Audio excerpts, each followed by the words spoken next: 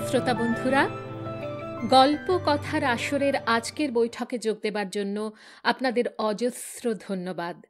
আমি মহাশ্বেতা মুখোপাধ্যায়। আজ নিয়ে এসেছি এই পডকাস্টে এখনো পর্যন্ত অপঠিত সাহিত্যিক মৈত্রেয়ী দেবীকে। 1914 সালের 1 সেপ্টেম্বর পিতার কর্মস্থল চট্টগ্রামে মৈত্রেয়ী দেবী জন্মগ্রহণ করেন। সুরেন্দ্রনাথ দাশগুপ্ত ছিলেন দর্শনের অধ্যাপক ও প্রাবন্ধিক। মৈত্রেয়ীর মাতা শ্রীমতী হিমানী মাধুরী দাশগুপ্ত। মৈত্রেয়ী, সুচিত্রা এবং সুমিত্রা 3 বোনের মধ্যে জ্যেষ্ঠা মৈত্রেয়ীর শৈশব কাটে বাবার বাড়ি বরিশাল জেলার গৈলা গ্রামে। 1936 সালে তিনি কলকাতা বিশ্ববিদ্যালয়ের যোগমায়া দেবী কলেজ থেকে দর্শনে স্নাতক হন। বাল্যকাল থেকেই রবীন্দ্র অনুরাগী মৈত্রেয়ীর সাহিত্য জীবন শুরু হয় মাত্র 16 বছর বয়সে। তার প্রথম কাব্যগ্রন্থ উদিত 1930 সালে প্রকাশিত হয়। এই বইয়ের ভূমিকা লিখেছিলেন স্বয়ং কবিগুরু রবীন্দ্রনাথ ঠাকুর। তার দ্বিতীয় কাব্যগ্রন্থ চিত্তছায়া। 1942 সালে রবীন্দ্রনাথের মংপুতে কাটানো দিনগুলোর স্মৃতি ও তার সাথে আলাপচারিতা নিয়ে লেখেন স্মৃতিকথা মংপুতে রবীন্দ্রনাথ। বইটি টেগোর বাই ফায়ারসাইড নামে ইংরেজিতে অনুদিত হয়।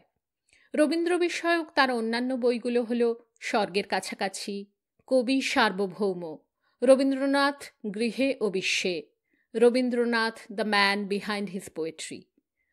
তার আত্মজীবনীমূলক উপন্যাস নহন্যতে পাঠক মহলে মৈত্রেয়ী দেবীকে খ্যাতির শীর্ষে নিয়ে আসে। এই গ্রন্থের জন্য তিনি সাহিত্য আকাদেমি পুরস্কার লাভ করেন।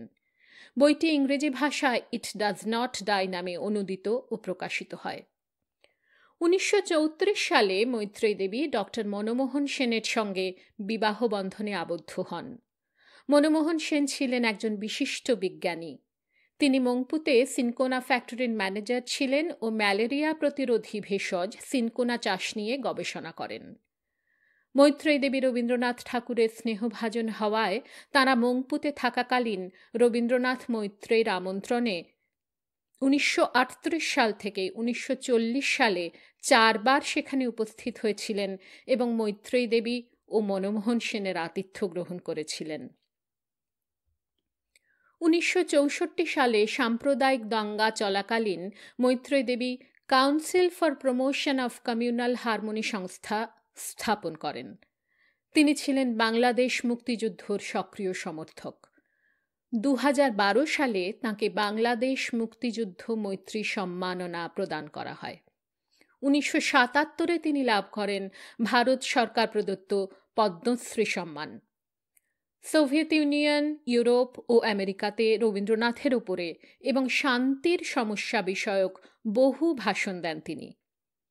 কলকাতা থেকে 24 মাইল দূরে বাদু নামক গ্রামে একটি 9 বিঘা জমি জুড়ে কৃষি, মিন পালন, মৌ পালন, গো পালন, হাঁস কুকুর পালনের সাথে শরণার্থী শিবিরের অনাথ শিশুদের জন্য খেলাঘর নামে একটি সংস্থা তিনি প্রতিষ্ঠা করেছিলেন।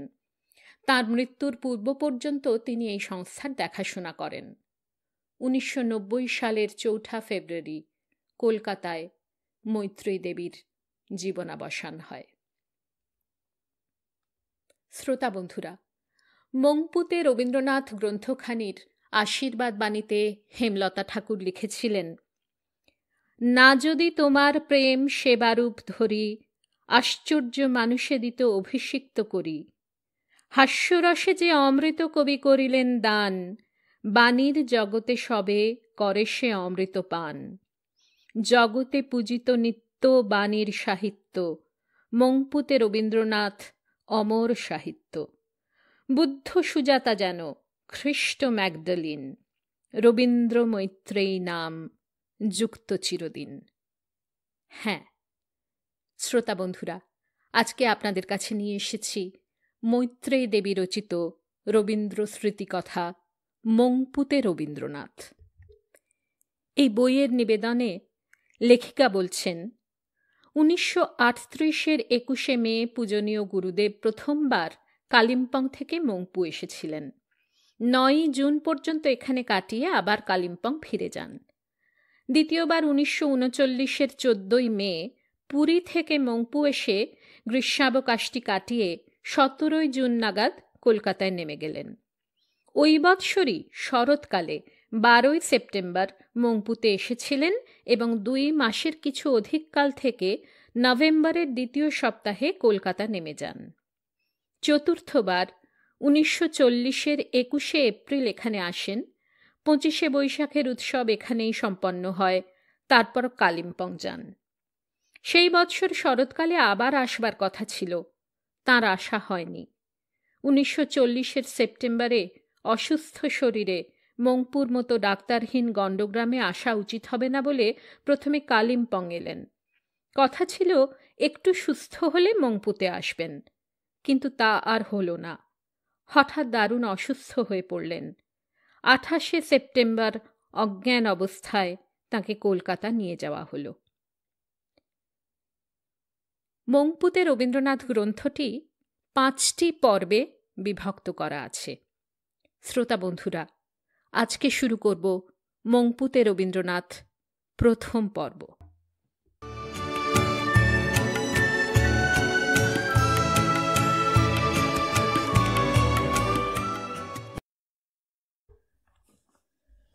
প্রথম পর্ব। টেলিগ্রাম পেলুম কালিম্পং থেকে। Have just arrived, will be pleased to see you. কিছুদিন থেকে ইচ্ছে ছিল কবিকে আমাদের এখানে আনবার, কিন্তু দরিদ্র ব্যবস্থায় যথেষ্ট ভরসা হচ্ছিল না।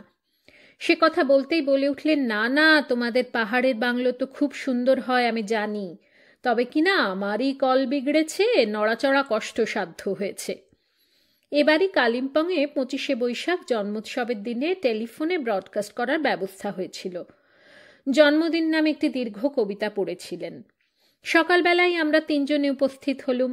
আমার ছোট বোন চিত্রিতাকে দেখে বললেন, তোমাকে কি করে সংগ্রহ হলো?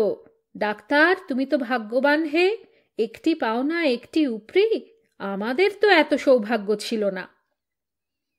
দুপুরবেলা হঠাৎ গুনগুন ধ্বনি শুনে বসবার ঘরে গিয়ে দেখি চিত্রিতা পায়ের কাছে বেশ গুছিয়ে বসে হাতে একখানি সঞ্চয়িতা দিয়ে কবিতা শোনাবার ব্যবস্থা করে নিচ্ছে।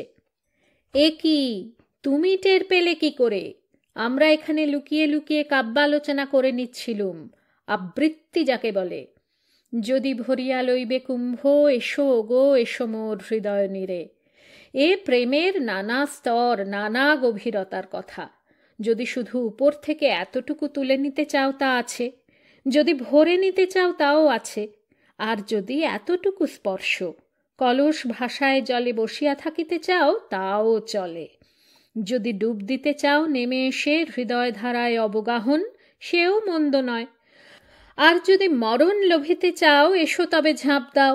কলস ভাষায় জলে বসে থাকলে চলবে না, ঝাঁপ দাও সলিল মাঝে।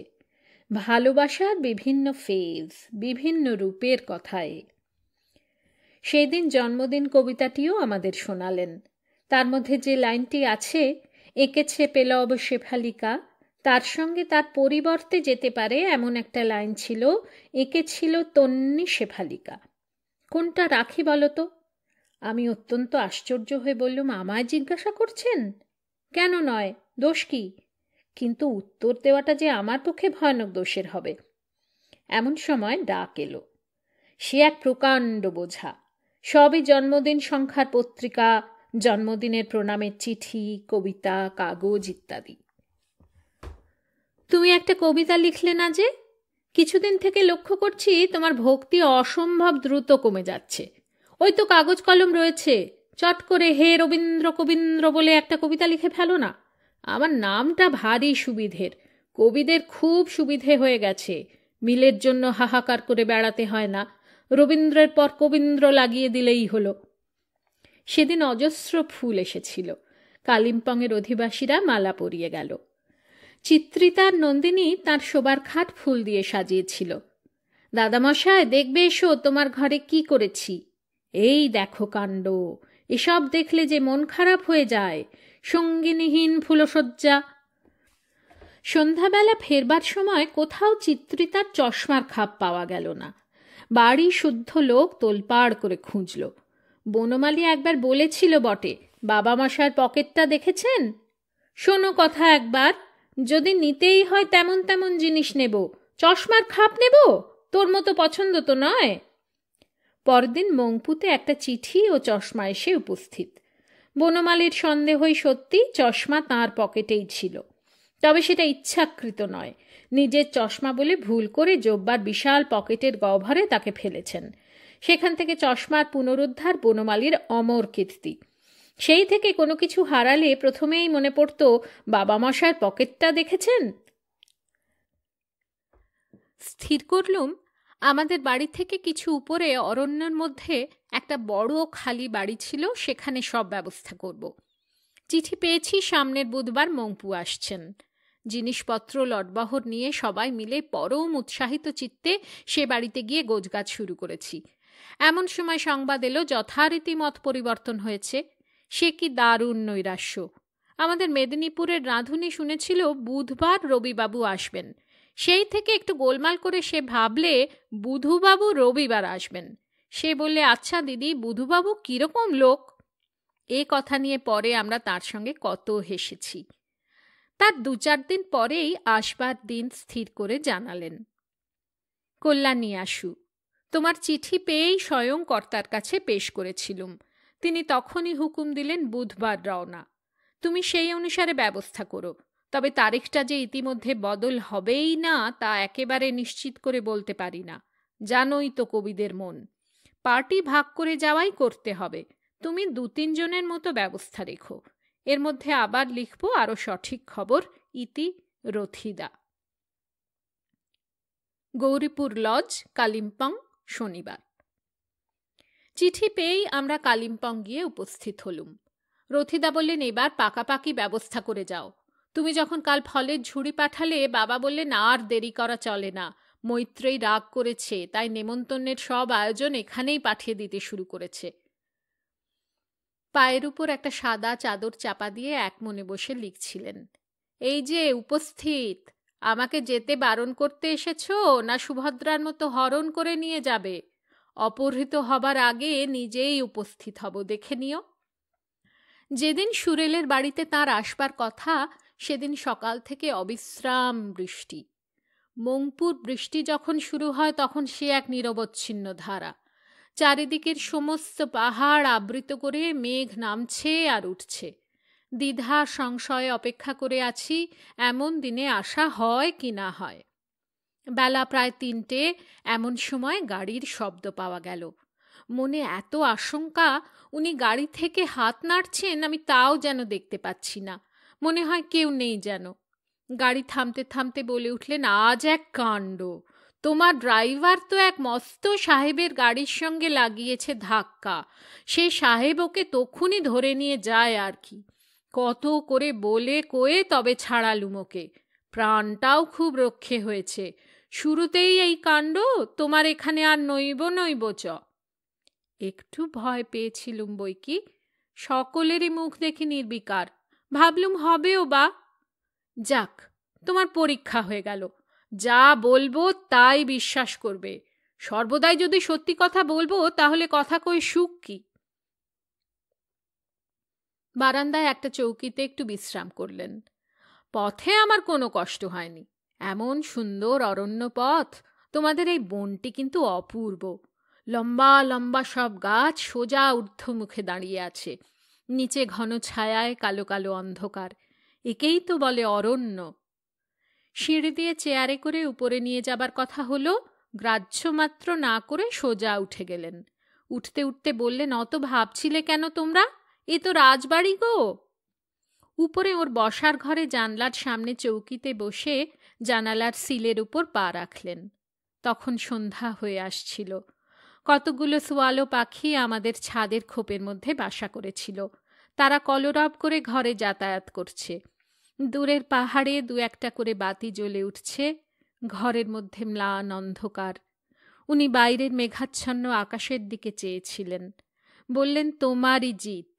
তুমি জানতে এ জায়গাটা আমার ভালো লাগবে, তাই এত জোর করতে পেরেছিলে। ওরা আমায় বলেছিল আমরা আগে গিয়ে দেখে আসি জায়গাটা কিরকম। আমি বললুম, কিছু দরকার নেই, আমি নিজেই দেখতে পারবো যখন যাব। আনন্দে তখন আমার সমস্ত মন ব্যাকুল হয়ে উঠেছিল। কোনো মতে নিজেকে সামলে নিয়ে বললুম, আপনি আমার বাড়িতে এসেছেন। উনি আমার মাথায় হাত রাখলেন, বললেন, কেন আসবো না, এই তো এসেছি তোমার ঘরে। পরের দিন সকালে রান্নার আয়োজন নিয়ে ব্যস্ত এমন সময় চিত্রিতা এসে বললে, এই দেখ ভাই, উনি চিঠি লিখে 3 আনা পয়সা দিয়েছেন টিকিটের জন্য। আমি কিছুতেই নিতে চাইনি। বললেন, দাওগে তোমার দিদিকে। কি করা যায় এখন? বেঁধে দে আমার আঁচলে। সে বেচারা নেহাত অনিচ্ছা সত্ত্বেই দিলে। কিছুক্ষণ পরে উপরে এসে দেখি এক মনে বাংলা ভাষা পরিচয় বইটা লিখছেন। আজ সকালে উঠেই আমার 3 আনা পয়সা লাভ, বলে আঁচলে বাঁধা পয়সা দেখালুম। এই যে বেঁধে ফেলেছ? যাক, তোমার বোন বেচারা ভালো মানুষ, বলে, না না, সে কি, আপনি কেন দেবেন টিকিটের পয়সা, আমরা লাগিয়ে দিচ্ছি। আমি বললুম, দাওগে না তোমার দিদিকে, এসব জিনিসের মূল্য যে বোঝে। তোমাকে তো আর সংসার করতে হয় না, 3 আনা পয়সার দাম কি করে জানবে? একবার যথাস্থানে নিয়ে যাও, দেখবে আত্মসাৎ করতে তিনি বিলম্ব করবেন না। যাক, কি আর হবে, 8 আনা পয়সা বৌমা দিয়েছিলেন, তার থেকে 3 আনা খসল, এখন ওই 5 আনা সম্বল, সাবধানে রাখতে হবে, বলে কলমের বাক্সটা তুলে নিয়ে তার মধ্যে 5 আনার সন্ধান করতে লাগলেন। আপনার একটা কলম কিন্তু আমায় দিতে হবে। উনি গম্ভীরভাবে পিছনে ফিরে বনমালীর দিকে চেয়ে বললেন, ওরে, কোথায় এলুম? আর নয়, এবার বাক্স টাক্স বেঁধে ফেল, নইলে আর সঙ্গে কিছু নিয়ে ফিরতে হবে না। বনমালী হাসতে হাসতে চলে গেল। ওই কলমের বাক্সের মধ্যে এক বোঝা কলমের সঙ্গে 2-4 আনা পয়সা যাঁর সম্বল তা বরাবর থাকত, এবং বরাবর উনি সন্দেহ প্রকাশ করতেন যে সেই পয়সাগুলোর উপর নাকি আমার প্রচণ্ড লোভ আছে। কিছুদিন আগে একবার একটা মজার দুর্ঘটনা ঘটে যায়। বোলপুর থেকে কলকাতা আসছিলেন, সঙ্গীরা ছিলেন অন্য কামরায়। বর্ধমানে একটা লেমনেড খেয়ে মহা বিপদে পড়ে গেলেন। ট্রেন তখন ছাড়ো ছাড়ো। বয়টা ওর অবস্থা বুঝে চলে গেল। সেই থেকে সঙ্গে কিছু পয়সা থাকে, যদিও উনি বলতেন কাছে পয়সা না থাকাটাই বিশেষ সুবিধের। কোনো কিছু দরকার পড়লে তখন এই পকেট ও পকেট 2-1বার হাত রাখতে শুরু করলে সঙ্গে যিনি থাকেন, বিশেষ করে তোমাদের মতো করুণ হৃদয় হলে তো কথাই নেই, বলে ওঠেন, ব্যস্ত হবেন না, ও আমি দিয়ে দিচ্ছি। বলা বাহুল্য, বিন্দুমাত্র ব্যস্ত হয়নি, তবু মুখের ভাবটা যথাসাধ্য নিরুপায় এবং করুণ করে বলা যায়, আহা, তুমি আবার কেন কষ্ট করে, না না, সে কি, এই রকম করে বেশ ভালোভাবেই চলে যায়। সেই দিন একটা পেলিকান কলম আমায় দিয়েছিলেন, তার সঙ্গে 1 টুকরো কাগজে লিখলেন এই দলিলপত্র: সুরেল, দার্জিলিং। আমি বিখ্যাত ঠাকুর বংশোদ্ভব কবি সার্বভৌম রবীন্দ্রনাথ শ্রীমতী মৈত্রেয়ী দেবীকে অদ্য পুণ্য জ্যৈষ্ঠ মাসের কৃষ্ণা দশমী তিথিতে দিনমানে পূর্বাহ্নে ইংরাজি 9:30 ঘটিকায় পেলিকান রচিত একটি উৎসলেখনী স্বেচ্ছায় স্বচ্ছন্দ চিত্তে দান করিলাম। তিনি ইহা পুত্র প্রপৌত্রাদি ক্রমে ভোগ করিবার অধিকারিণী হইলেন। তিনি যদি ইহার পরিবর্তে তাহার কোনো একটি অক্ষুণ্ণ লেখনী আমাকে দান করেন, আমি অসংকোচে তৎক্ষণাৎ তাহা গ্রহণ করিতে পারি, ইহা সর্বসমক্ষে স্বীকার করিলাম। কদাচ অন্যথা হইবে না। চন্দ্র সূর্য সাক্ষী, 9 জ্যৈষ্ঠ 1345, রবীন্দ্রনাথ ঠাকুর। ফের এক্সচেঞ্জ। তুমি যদি আমায় একটা কলম দাও, সেটা নিতে যে আমার একটু আপত্তি নেই, সে কথাও স্পষ্ট করে লিখে রাখা ভালো। কিন্তু আমার সাক্ষীদের দেখা পাওয়া তো শক্ত হয়ে উঠল। তোমার মেঘের আড়ালে সূর্যদেব তো অদৃশ্য হয়েই রইলেন। বাহ, আপনার বিচার বেশ তো। আপনার চন্দ্র সূর্য আর আমার মেঘ। বৃষ্টি হলে আপনি এমন ভাবখানা করেন যেন সেটা আমারই দোষ। তাহলে দোষ দেব কাকে? হাতের কাছে একটা প্রতিপক্ষ না থাকলে ঝগড়া না করেই যে দিন কাটাতে হবে।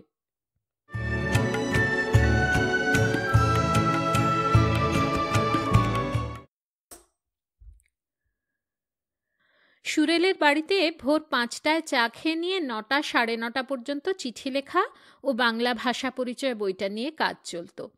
ওর বসবার ঘরের পশ্চিম দিকের জানলা দিয়ে প্রকাণ্ড একটা অ্যারাউকারিয়া পাম গাছ দেখা যেত।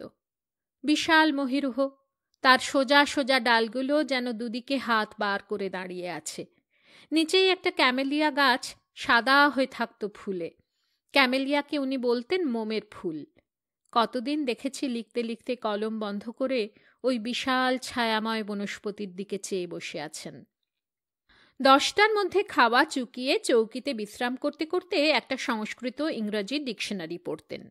ঘণ্টা 2 পরে উঠে আবার লেখা নিয়ে কোনো দিন বিকেল পর্যন্ত, কোনো দিন সন্ধে পর্যন্ত কাজ চলত।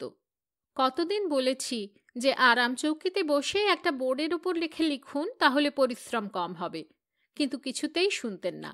বলতেন চেয়ারে বসে টেবিলের উপর ঝুঁকে না লিখলে চিন্তার ফ্লো নষ্ট হয়ে যায়। আরাম চৌকিতে হেলান দিয়ে ঝিমুতে ঝিমুতে কখনো লেখা যায় না। এ একটা তপশ্চর্যা তো বটে, অত আরাম করলে কি হয়? সুরেলের বাড়িতে 3টে সাড়ে 3টে নাগাদ ডাক আসত। সেই সময় কাগজ ও চিঠি পড়া নিয়ে খুব মজা হতো।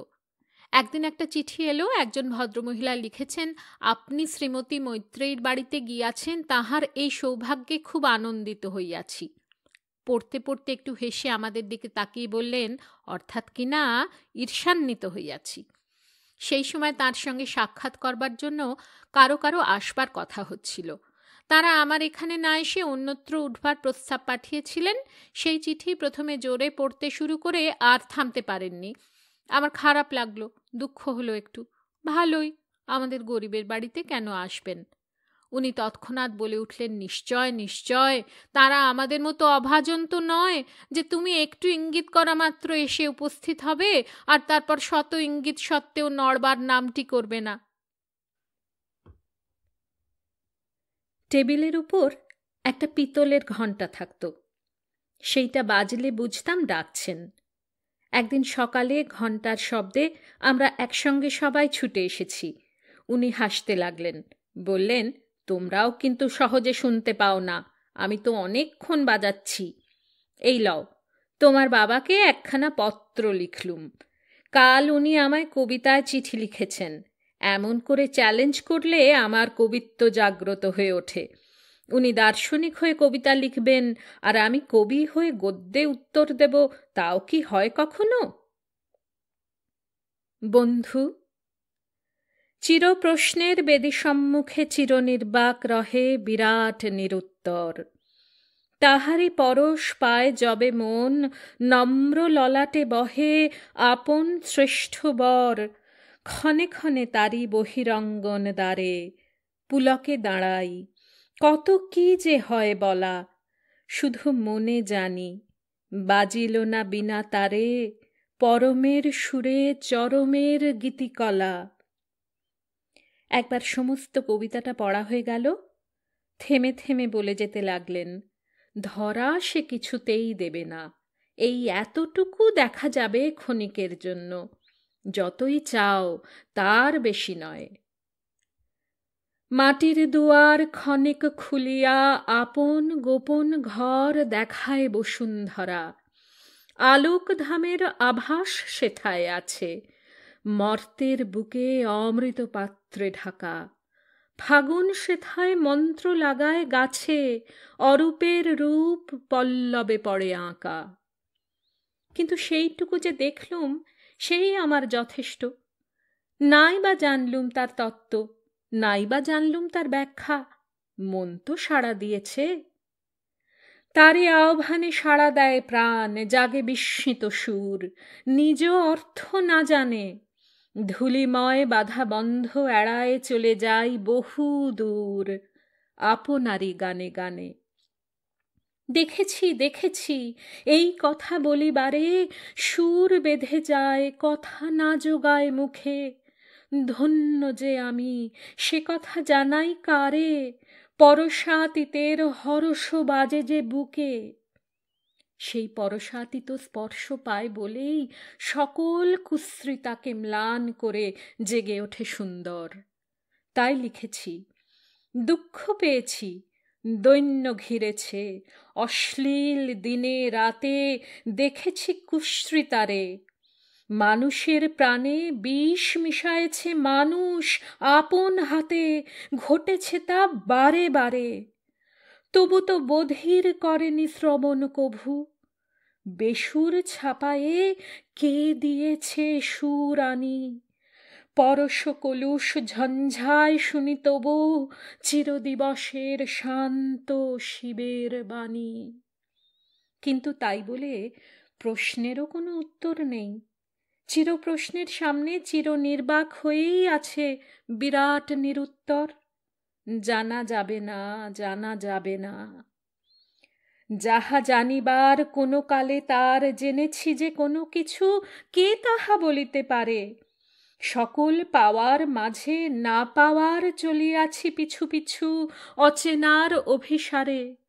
তবুও চিত্ত অহেতু আনন্দেতে বিশ্বনৃত্য লীলায় উঠেছে মেতে। সেই ছন্দে মুক্তি আমার পাব, মৃত্যুর পথে মৃত্যু এড়ায়ে যাব। কিন্তু নাই বা জানলুম, সেজন্য আমার কোনো ক্ষোভ নেই। জীবনের যাহা জেনেছি অনেক তাই, সীমা থাকে থাক, তবু তার সীমা নাই। নিবিড় তাহার সত্য আমার প্রাণে, নিখিল ভুবন ব্যাপিয়া নিজেরে জানে।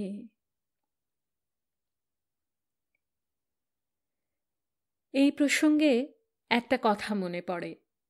1940-এর সেপ্টেম্বরে অসুস্থ হয়ে কালিম্পং থেকে কলকাতায় এলেন। দীর্ঘ 1 মাস রোগভোগের পর যখন অল্প সুস্থ হয়ে উঠলেন, তখন একদিন কবিতা শুনতে চাইলেন। সেদিন এই কবিতাটা শুনিয়েছিলুম। দীর্ঘদিন পরে কবিতার ছন্দ কানে যেতেই উনি কীরকম খুশি হয়ে উঠেছিলেন, সে ছবি এখনো দেখতে পাই। তারপর বারবার বললেন, ওইখানটা পড়ো। সেই ছন্দেই মুক্তি আমার পাব, মৃত্যুর পথে মৃত্যু এড়ায়ে যাব। সকলে চলে গেল।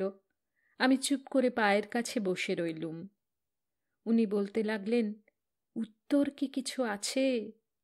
কোথা থেকে এসেছি, কোথায় চলেছি কি জানি? কি আছে জানি না, দিন অবসানে মৃত্যুর অবশেষে এ প্রাণের কোনো ছায়া শেষ আলো দিয়ে ফেলিবে কি রং অস্তরবীর দেশে, রচিবে কি কোনো মায়া?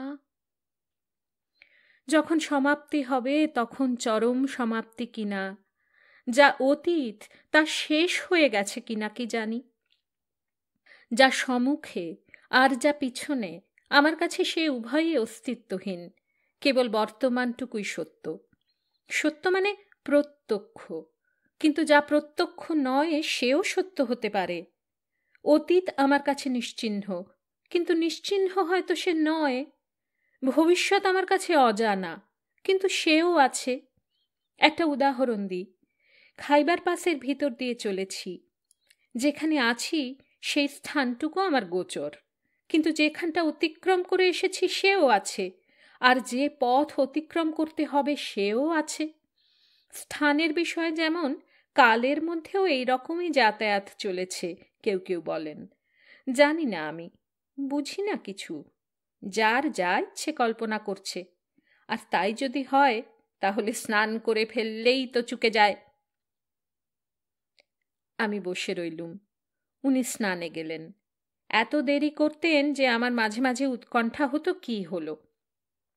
সেদিন ফিরে এসে আশ্চর্য হয়ে বললেন, এখনো বসে আছো? কি করব, আপনি এত দেরি করেন, আমার ভয় হয়। তুমি ভাবছিলে আমার মূর্ছা হয়েছে? সুধাকান্তকে ডাকবে কিনা ভাবছিলে? ইতিপূর্বে ইরিসিপ্লাস অসুখের সময় চেয়ারে বসে বসে হঠাৎ অজ্ঞান হয়ে পড়েন। এখানে সে কথাই ইঙ্গিত করা হয়েছে।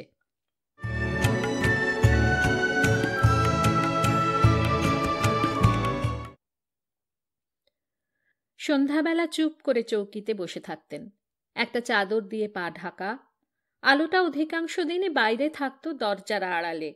ঘণ্টার পর ঘণ্টা স্তব্ধ হয়ে বসে থাকতেন। আমরাও পায়ের কাছে বসে থাকতুম নীরবে। একদিন ওর রক্ষীরা, যাদের উনি কখনো বলতেন অভিভাবক, কখনো বলতেন নন্দীভৃঙ্গি, সুরেল থেকে নিচে মংপুতে বেড়াতে গিয়েছেন। রাত্রি হয়ে এলো, তখনও ফেরেননি। পথে ভাল্লুকের উৎপাতের ভয় ছিল, তাই নিরস্ত্র বঙ্গ যুবকদের জন্য আমরা বেশ একটু ভাবিত হয়ে পড়লুম। লোক পাঠানো হলো, লোকও ফেরে না, তারাও ফেরেন না। উনি খুব ব্যস্ত হলেন। আমি তোমায় বলেছিলাম, আমার এই নন্দীভৃঙ্গি যারা আছেন তাদের মধ্যে লোভনীয় কিছুই নেই, তারা বিশুদ্ধ উপদ্রব। না না, বিশুদ্ধ উপদ্রব কেন হবেন? তাহলে চায়ের টেবিলে অত উচ্চ হাসি কি শুনতে পেতেন? সেই জন্যই তো আরো ভাবনা হচ্ছে। পাহাড়ে পথ, অন্ধকার রাত্রি, পথ হারালে আর হাসির খোরাক জোগাবার কেউ বাকি থাকবে না। বেশ রাত্রি করেই তাঁরা ফিরলেন। এ কি কাজ তোদের, এমন ভাবিয়ে তুলিস? সুধাকান্ত বাবু বললেন, আমাদের যে কি বিপদ হয়েছিল তা জানলে আর রাগ করবেন না। সশরীরে যে ফিরে আসতে পেরেছি সেজন্য খুশি হবেন বরং। মাঝপথে আলো নিভে গেল। গভীর অন্ধকার জঙ্গল, পাহাড়ে রাস্তা, একজন আর একজনের সাদা জামার আভাস ছাড়া আর কিছু দেখতে পাচ্ছি না।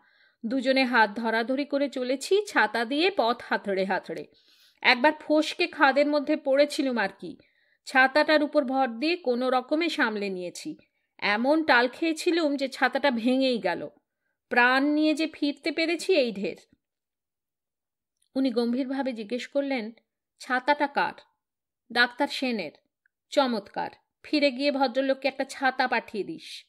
আমি হাসতে লাগলুম। সুধাকান্তবাবু চলে গেলে উনি বললেন, এ গল্পের এক বিন্দুও যদি তুমি বিশ্বাস করো তাহলে বলবো তুমি বোকা। আসলে সেখানে আছে গল্পের মৌতাত। আড্ডা দিতে দিতে দেরি হয়ে গেছে। এখন একটা রোমাঞ্চকর গল্প বানিয়ে আমাদের সিম্প্যাথি আদায় করা চাই তো। কেউ কাউকে দেখতে পাচ্ছি না, এদিকে খাদ ওদিকে ভাল্লুক। এই গল্প যখন শান্তিনিকেতনে পৌঁছবে তখন যে আরও কত থ্রিলিং হয়ে উঠবে তা তুমি কল্পনাই করতে পারবে না। চারদিক থেকে চারটে ভাল্লুক তেড়ে এসেছে, অন্ধকারে কিছু দেখা যায় না, শুধু তাদের সাদা দাঁত, আর মাঝখানে এরা দুই বীর পুরুষ, হাতে ডাক্তার সেনের ছাতা। সেই ভাঙা ছাতা নিয়ে অনেক দিন পর্যন্ত খুব মজা হতো। পরের দিন সকালে বৃষ্টি পড়ছে অবিশ্রান্ত, রাস্তা পিছল হয়েছে। ডাক্তার সেন গাড়িতে আপিসে নামবেন। উনি বললেন, অনিল, ড্রাইভারের হাতে ছাতাটা দিয়ে দে, গাড়ি যদি স্লিপ করে ছাতা দিয়ে ঠেকাতে ঠেকাতে যাবে।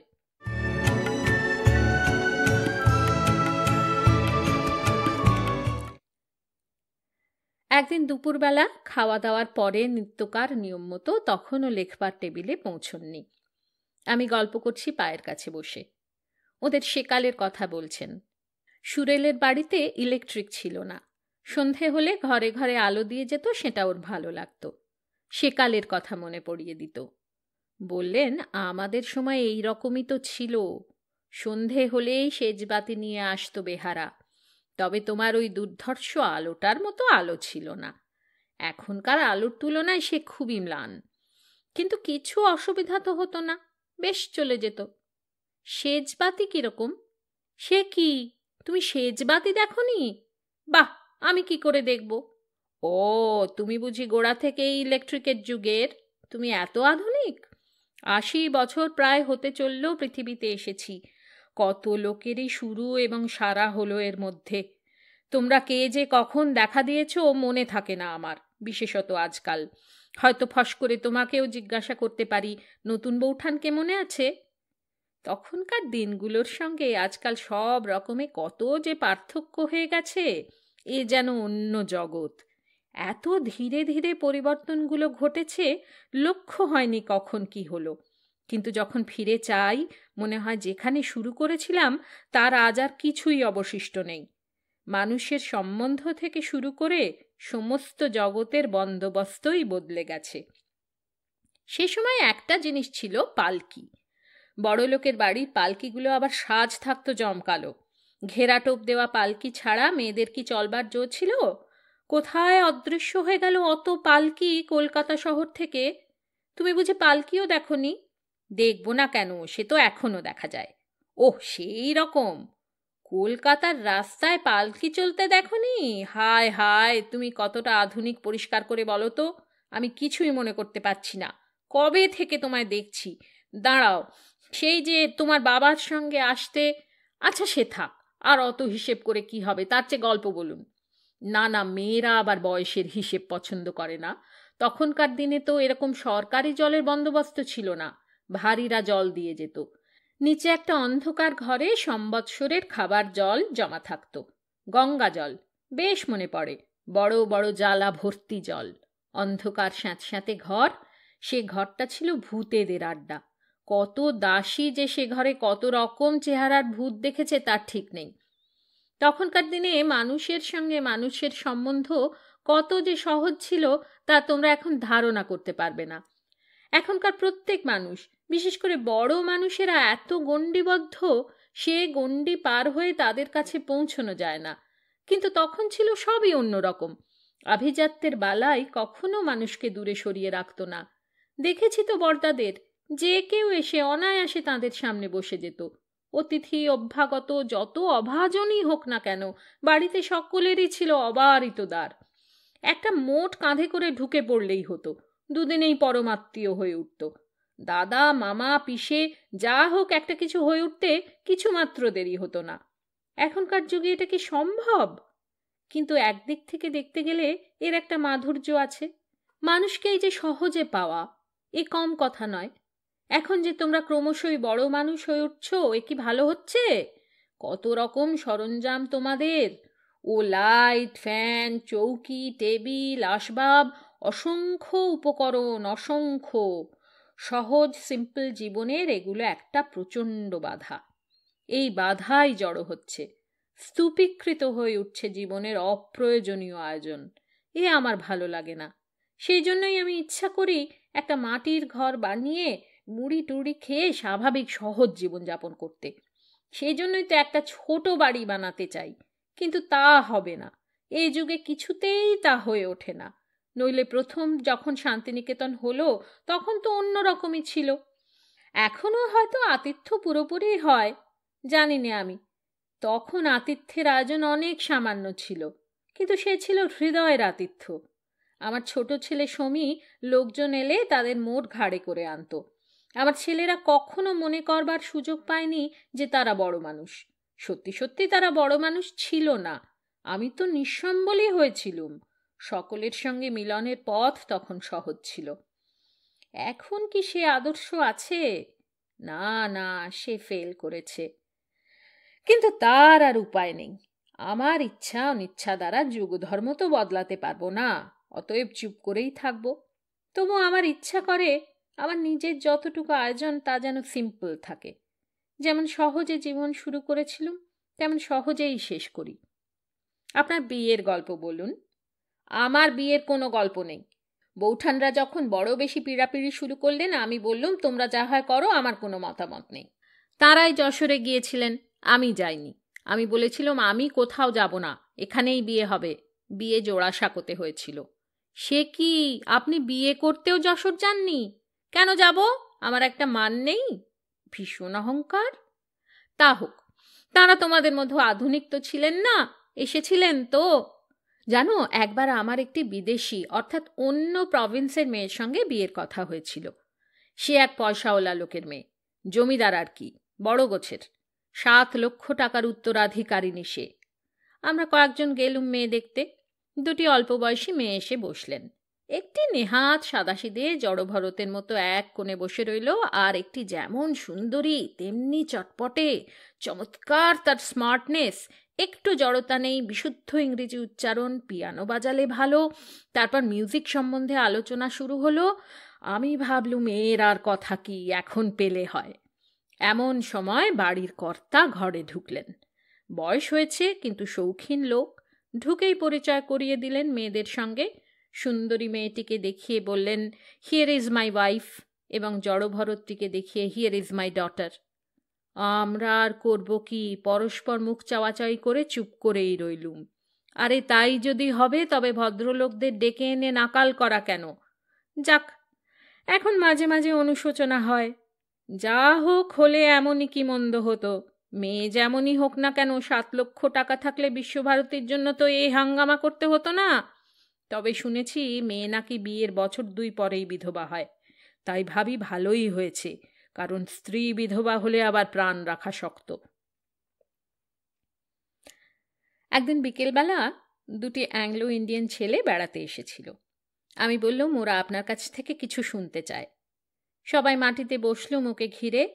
উনি ক্রেসেন্ট মুন থেকে পড়তে শুরু করলেন। মরে করো যেন বিদেশ ঘুরে, মাকে নিয়ে যাচ্ছি অনেক দূরে। তুমি যদি মা আকাশ হতে, আমি চাঁপার গাছ, এগুলোর ইংরেজি তর্জমা পড়লেন। সে সুন্দর মধুর উচ্চারণ শুনে সকলেই মন্ত্রমুগ্ধের মতো স্থির হয়ে রইল। বোধহয় ওদের মুখের ভাব দেখে এবং সেই সন্ধ্যার আলোতে নির্জন বনের মধ্যে ওর নিজের কণ্ঠধ্বনি নিশ্চয় নিজের কাছেও ভালো লেগেছিল। উনি পড়েই চললেন। প্রায় সমস্ত গীতাঞ্জলিটা পড়া হলো। কৃপণ কবিতাটার তর্জমা মনে পড়ে, লিস্ট লিটল গ্রেন। শেষ হলো সেই কবিতাটায়, in one salutation to the. যেখানে উনি বসেছিলেন তার পেছনেই একটা তাকের উপর উজ্জ্বল আলো রেখে গিয়েছিল। রেশমের মতো সাদা চুলের উপর সাদা আলো পড়েছে। সে সৌন্দর্য যে কি অপরূপ, মানুষের ভাষা তা প্রকাশ করতে পারে না। চোখ তা দেখে তৃপ্ত হয় না। বাইরে তখন অরণ্য ছায়ায় অন্ধকার গভীর হয়ে এসেছে। ঘরের মধ্যে চারিদিক ম্লান, শুধু আমাদের চোখের সামনে উজ্জ্বল আলোকে প্রকাশিত মহাপুরুষের জ্যোতির্ময় মুখচ্ছবি, আর কানে আসে সুমধুর কণ্ঠস্বর। পড়া শেষ হয়ে গেলে আমরা অনেকক্ষণ স্তব্ধ হয়ে রইলুম, আর হৃদয়ের মধ্যে নীরবে ধ্বনিত হতে লাগল, in one salutation to the, in one salutation to দি। একটি নমস্কারে প্রভু, একটি নমস্কারে। সেদিনের অনুভূতি আজ কিছুতেই তেমন করে মনে আনতে পারিনে। এত অক্ষম আর এত অকৃতজ্ঞ আমাদের মন, যা ভোলার নয়, যা মনে থাকলে জীবন সার্থক হয়ে যায়, তাও আমরা এমন অনায়াসে, এমন অবহেলায় ভুলে যেতে পারি। অনেকক্ষণ পরে ওরা সকলে চলে গেলে সেদিন বলেছিলেন, প্রথম যখন গীতাঞ্জলি লেখেন তখনকার কথা। শান্তিনিকেতনে এখন যেটা গেস্ট হাউস, তার দোতলায় থাকতেন। সেইখানে বারান্দায় কত সন্ধ্যা, কত প্রত্যুষ কেটেছে এই গানগুলি নিয়ে। প্রথম যখন ইংরেজি তর্জমা করি, একটু মাত্র বিশ্বাস ছিল না যে সে ইংরেজি পাঠ্য হবে। অনেকে সন্দেহ প্রকাশ করেছিলেন যে অ্যান্ড্রুজ অনুবাদ করে দিয়েছেন। বেচারা অ্যান্ড্রুজ সে কথা শুনে ভারী লজ্জা পেতেন। রথেনস্টাইনের বাড়িতে ইয়েটস যেদিন বিশিষ্ট ব্যক্তিদের নিয়ে সভার আয়োজন করলে গীতাঞ্জলি শোনবার জন্য, সে যে কি সংকোচ বোধ করেছিলুম বলতে পারিনে। বারবার বলেছি কাজটা ভালো হবে না। ইয়েটস শুনলে না কিছুতে, অদম্য সে। করল আয়োজন, বড় বড় সব লোকেরা এলেন, হলো গীতাঞ্জলি পড়া। কারো মুখে একটি কথা নেই।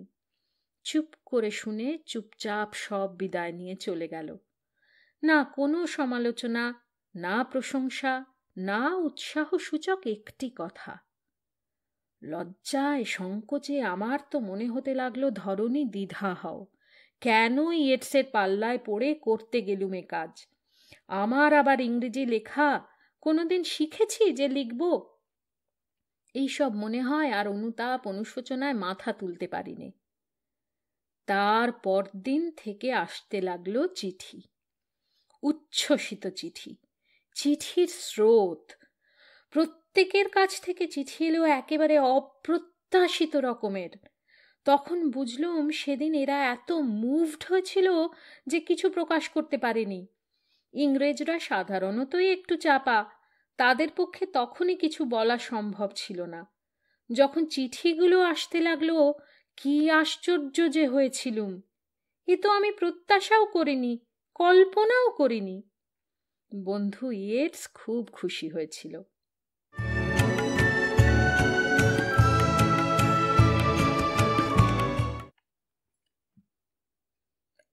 এটা একটু খাবেন?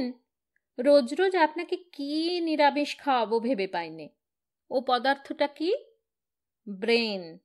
এই দেখো কাণ্ড, এ তো প্রায় অপমানের সামিল। কি করে ধরে নিলে ওই পদার্থটার আমার প্রয়োজন হয়েছে? আজকাল কি আর ভালো লিখতে পারছি নে? বিশ্বকবির কবিত্ব শক্তি হ্রাস হয়ে আসছে? যাক, সন্দেহ যখন একবার প্রকাশ করেই ফেলেছ, তখন শুরু করা যাক। কিন্তু একটা কথা, বৌমা কি মনে করবেন? তার কাছে কি কৈফিয়ত দেব বলো? তিনি যদি বলেন এতদিন আমি বলে বলে কিছুতেই আপনাকে মাংস খাওয়াতে পেরে উঠছি নে, আর যেই ওই কন্যাটি একবার বলল আপনি অমনি একেবারে বাধ্য ছাত্রের মতো, সুবোধ বালকের মতো, মোটেই বৌমাতা বলবেন না। আপনি খেলেই তিনি খুশি হবেন। তুমি দু একখানা সাইকোলজির বই সাজিয়ে রেখেছ বটে, কিন্তু তোমার সাইকোলজির জ্ঞান কিছুই হয়নি দেখছি। বাহ, সব মানুষের সাইকোলজি কি এক? এ ঠিক কথা বলেছ। তা নয়, বৌমার মন খুব উদার, তোমাকে খুবই স্নেহ করেন, আর এই বৃদ্ধ শিশুটির উপরে তো তার স্নেহের অন্ত নেই। তাই কোনো কালে যা ছিল না, এ বয়সে আমার তা হয়েছে। মনটা খোকা হয়ে উঠেছে, সর্বদাই মা মা করে মন। যখন তিনি কোথাও যান তখন চারদিক শূন্য বোধ হয়। ওই যে তিনি খাবার সময় কাছটিতে এসে বসেন, আস্তে আস্তে বলেন, এটা একটু খেয়ে দেখুন, সে শুনতে আমার ভারী ভালো লাগে। এরকম কিন্তু আমার ছিল না। মনের দিক থেকে, শরীরের দিক থেকে একেবারে স্বাধীন ছিলুম বরাবর। ছোটবেলায় চাকরদের কাছে মানুষ, হেলাফেলায় মানুষ, তাই কোনো সেবা যত্ন প্রত্যাশা করিনি বহুদিন। অভ্যাস ছিল সম্পূর্ণ আত্মনির্ভর থাকবার, অভ্যাস ছিল অযত্ন। বাঙালি বাবুদের মতো গরমের সময় মেয়েদের হাতের পাখার বাতাস আমার অভ্যেস নয়। কিন্তু ইদানিং এই মাটি আমায় খোকা করে তুলেছেন। বোধহয় বয়সের সঙ্গে সঙ্গে মনটা আবার শিশু হয়ে যাচ্ছে। একদিন খেতে বসেছেন, কথা উঠল গদ্য কবিতার। আমি বললুম, একটা কথা নির্ভয় বলবো? সম্পূর্ণ দেবী। কবে তুমি ভয় নির্বাক হয়ে থাকো, সে শুভদিন তো আজ পর্যন্ত দেখিনি। আচ্ছা, তাহলে বলে ফেলি, গদ্য কবিতা আমার ভালো লাগে না। তার অত্যন্ত সহজ কারণ এই যে এখনো তুমি অভ্যস্ত হওনি। তা হতে পারে, তাহলেও একটা প্রশ্ন থাকে, অভ্যস্ত হলুম না কেন? ভালো লাগে না বলে পড়ি নে তা তো নয়। কোনোটা কিছু কিছু ভালোও লাগে হয়তো, কিন্তু মিলের কবিতার মতো কিছুই নয়।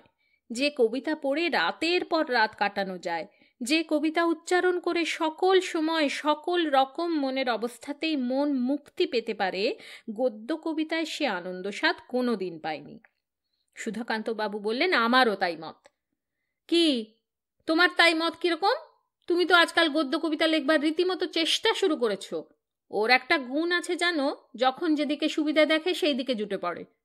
আজ্ঞে না, আমি কোনোদিন গদ্য কবিতা লিখবার চেষ্টা মাত্র করিনি, সে আমার ভাই লেখে। আসল কথা, সস্তা মিলের মোহ তোমাদের পেয়ে বসেছে। সস্তা কি করে বলবেন?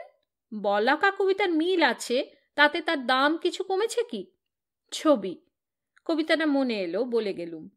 এতে মিল থাকাতে কি ক্ষতি হয়েছে? অর্থের তাৎপর্যের গভীরতা কিছুমাত্র খর্ব হয়েছে কে বলবে? কিন্তু এও ঠিক, যদি মিল না থাকতো, এমন করে অন্তরে প্রবেশ করতো না, এর ছন্দবদ্ধ এমন করে মনে থাকতো না। না, তোমরা একটা বড় ভুল করো। দুইয়ের মধ্যে তুলনা চলে না, দুটোয় দুরকম রস, এ দুই জিনিস। তুমি যদি গদ্যের সঙ্গে কবিতার তুলনা করো, সেই রকমই হবে।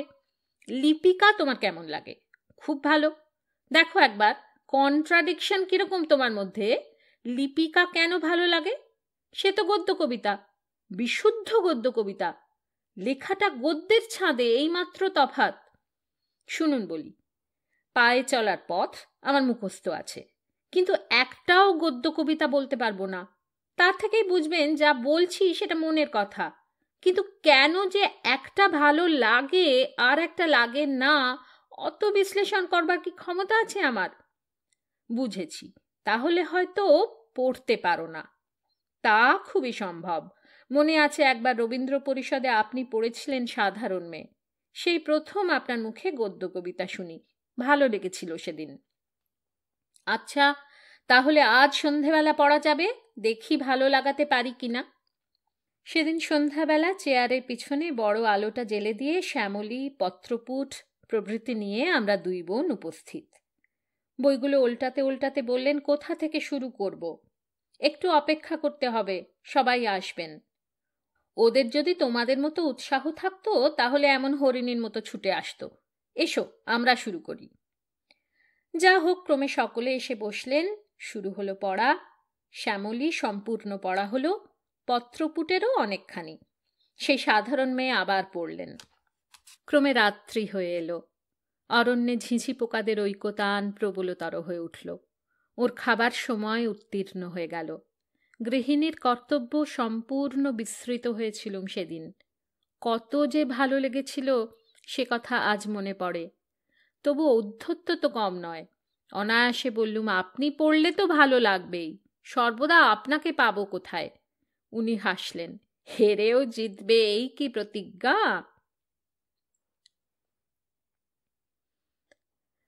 সন্ধেবেলা এবং প্রায় 4 বেলায় যখন খেতে বসতেন, সুধাকান্ত বাবু এসে আসর জমাতেন। একদিন হাতে একখানা কাগজ নিয়ে এসে বললেন, গুরুদেব, কালকের কাগজে একটা মজার ঘটনা বেরিয়েছে। আমাদের অমুক বাবুর বয়স তো বার্ধক্যে পৌঁছেছে। এই তো সেদিন তাঁর স্ত্রী বিয়োগ হলো। এর মধ্যে গিয়েছিলেন একটি ছোট মেয়েকে বিয়ে করতে। পাড়ার ছেলেরা টের পেয়ে ভারী নাকাল করেছে ভদ্রলোককে। তখন ভদ্রলোকের নাকাল সম্পর্কীয় আলোচনায় আমরা সকলেই বেশ উৎসাহিত হয়ে উঠেছিলুম। উনি চুপ করেই ছিলেন। একটু পরে বললেন, এ তোমাদের ভারী অন্যায়। সে ভদ্রলোকের দোষটা কি? বাহ, দোষ নয় বলছেন? এত বয়স, এই সেদিন স্ত্রী বিয়োগ হয়েছে। সেই জন্যই তো আরও দরকার। চিরজীবন যা স্ত্রীকে অভ্যেস হয়েছে, শেষ জীবনে সেই তো বেশি অসহায় হয়ে পড়ে। তাই বলে একটি ছোট মেয়েকে? সেই ছোট মেয়ের হয়তো বিন্দুমাত্র আপত্তি ছিল না। সে খোঁজ তোমরা কি করে জানবে? এসব মানুষের ব্যক্তিগত কথা, বাইরে থেকে তোমরা কি করে বিচার করবে? এ নিয়ে তাই ব্যঙ্গ করা ঠিক নয়। তারপর দিন সন্ধেবেলা খাবার টেবিলের কাছে বসে আছেন, জানালাটা খোলা, বাইরে ঘন অন্ধকারের মধ্যে গাছের সারি কালো কালো প্রেত মূর্তির মতো দাঁড়িয়ে আছে। হঠাৎ দুটো প্রকাণ্ড 7-8 ইঞ্চি চওড়া মথ প্রজাপতি ডানা ঝটপট করতে করতে টেবিলের উপর প্রকাণ্ড আলোটাকে 2-4 বার প্রদক্ষিণ করে আলোর চাইতেও জ্যোতিষ্মান যিনি ছিলেন তার কাছেই আশ্রয় নিল। অত বড় প্রকাণ্ড মথ পূর্বে কখনো দেখিনি। আমরা সবাই খুব উৎসাহিত হয়ে উঠলুম। দেখুন, আপনি কালকে সেই ভদ্রলোকের বিয়ে সম্বন্ধে যেরকম মতামত প্রকাশ করেছিলেন, তাতেই আমাদের একটু সন্দেহ হয়েছিল। আজ এত লোক থাকতে প্রজাপতি দুটো আপনার গায়ে বসাতে একেবারে নিঃসন্দেহ হওয়া গেল। ও, তোমরা বুঝি মনে করেছিলে আমার আর কোনো আশাই নেই? দেখো, অমন করে বয়সের প্রতি ইঙ্গিত করো না, মনে বড় আঘাত লাগে। একেবারে সব সম্ভাবনার বাইরে চলে যাওয়ার মতো এমনই কি বয়স হয়েছে? আপনি তাহলে মন স্থির করে ফেলুন, কাগজে বিজ্ঞাপন দিয়েই দেখো না, পরের দিন বড় বড় হেডলাইনে খবর বেরোবে। দেশ বিদেশ থেকে কত যে ভালো ভালো সম্বন্ধ আসবে, তখন কাকে রাখি তাই ভাবনা হয়ে উঠবে। তোমায় কিন্তু বাঁচতে দেব না, তাহলে ফল ভালো হবে না মনে হচ্ছে। তোমার যেন ব্যাপারটা পছন্দ নয়। আমার অপছন্দ হবে কেন? আপনার গায়ে প্রজাপতি বসেছে, আপনি করবেন বিয়ে, আমার ক্ষতি কি তাতে? তবে যত আবেদন আসবে মনে করছেন তত নাও আসতে পারে। কি, আবার বয়সের প্রতি ইঙ্গিত? সুধাকান্ত বড় অপমান করছে হে। যাকগে, তোমার চাইতে উঁচু দরের পছন্দের অনেক কন্যা আছেন, এই যা ভরসা। ওগো সীমন্তিনী, জিনিসপত্রগুলো নিয়ে অত ছুটাছুটি করো না। এই চাকরগুলো আছে কি করতে? ওদের পায়ে যে মরচে পড়ে যাবে। তার চেয়ে তুমি ওই চৌকিটায় বসো, কথা বলো ধীর ও মধুর ভাষে। ওগো ধীর ও মধুর ভাষিনী, বলো ধীর ও মধুর ভাষে তোমার গোপন কথাটি, সখী রেখো না মনে। শুধু আমায় বলো, আমায় গোপনে তোমার গোপন কথাটি। উনি আমার কাছে 3 দিন থাকবেন বলে এসেছিলেন। এ সময় 15-16 দিন উত্তীর্ণ হয়ে গিয়েছে। প্রবল বর্ষা নেমেছে সুরেলের অরণ্য অন্ধকার করে। দিন রাত মেঘের ছায়া, কুয়াশার আবরণ, সামনের সমস্ত আকাশ অবগুণ্ঠিত করে রয়েছে। আমার ভয় করছিল যদি এইবারে ওর মন যাবার জন্য ব্যস্ত হয়। উনি তখন দিবা রাত্রি লেখা নিয়ে রয়েছেন। বইটা প্রায় শেষ হয়ে এলো। বনমালী, তোর জায়গাটা লাগছে কেমন? আগে আমার তো ভালোই লাগছে। আমার দেশের লোকও রয়েছে কিনা? তোর দেশের লোক আবার এখানে পেলি কোথায়? কেন, খুকুর আয়া? ওর বাড়ি আর আমার বাড়ি পাশাপাশি, মাত্র 1খানি গ্রাম মধ্যিখানে। বনমালী চলে যেতেই বললেন, লোকটি রসিক আছে, নইলে আর আমার চাকর হয়? মধ্যে মাত্র 1খানি গ্রাম। একদিন ভোরবেলা ঘরে ঢুকতেই বললেন, ওগো গৃহিণী, তোমার সুসজ্জিত গৃহস্থালির মধ্যে কিছু বিপর্যয় ঘটাবো। নিশ্চয়ই, অনায়াসে। কি করতে চান বলুন? ওই পাশের ঘরটা তো পড়েই রয়েছে, ওইখানে আমার জায়গা করে দাও। কেন বলুন তো? এ ঘরটা থেকে তো চারদিক ভালো দেখতে পাওয়া যায়। তা ঠিক, কিন্তু ওদিকটা পূব দিক, সকালবেলায় রোদ এসে পড়ে, সেই প্রথম আলোটি আমার বড় দরকার। দেখেছ তো আমায় শান্তিনিকেতনে, ভোরবেলা উঠে বসে থাকি, অপেক্ষা করে থাকি কখন আমার আকাশের মিতা আসবে, আমায় আলোর ধারায় স্নান করিয়ে দেবে। কি করে নামের ঐক্য হলো জানি নে, আমি যে আলোর পূজারী, সূর্য উপাসক। আজ মনে পড়ে তার সেই ভোরবেলাকার শান্ত সমাহিত মূর্তি, দুটি হাত কোলের কাছে জড়ো করা, ভোরবেলার আলো গায়ে এসে পড়েছে, সামনের সমস্ত দৃশ্যপট ছাড়িয়ে অদৃশ্যে নিবদ্ধ দৃষ্টি। সেই সময় তাকে দেখার সৌভাগ্য যাঁদের হয়েছে তারা নিশ্চয় অনুভব করেছেন কত দূরের মানুষ তিনি। অথচ কিছুক্ষণ পরেই দেখেছি খুকুর সঙ্গে ছড়া বলছেন আনন্দে। কত গভীর চিন্তায় মগ্ন থেকেছেন, কত লিখেছেন, অথচ সহজ সরলভাবে প্রত্যেকের সঙ্গে তার ব্যবহার, হাস্য পরিহাস এতটুকুও ব্যাহত হয়নি।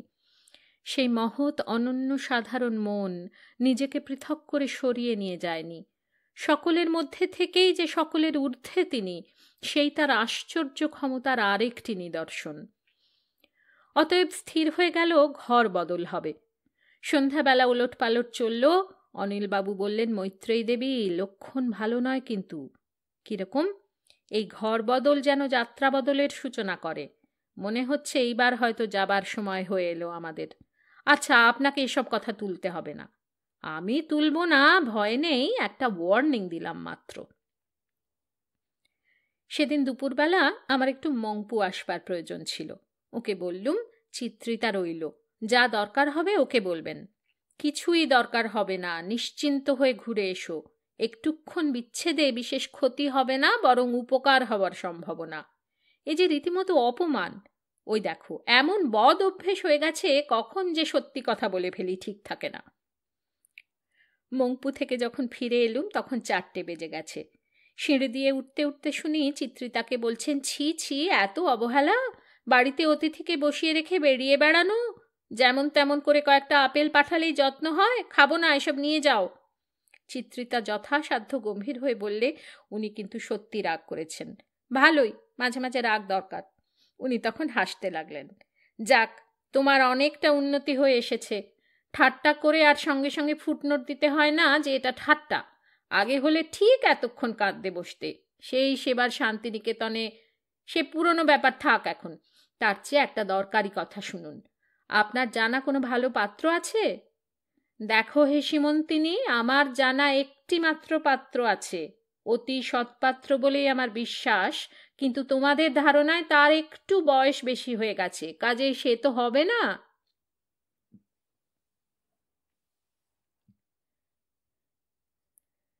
দেখো গৃহিণী, তুমি যদি সুগৃহিণী হতে তাহলে এমন কাজ করতে না।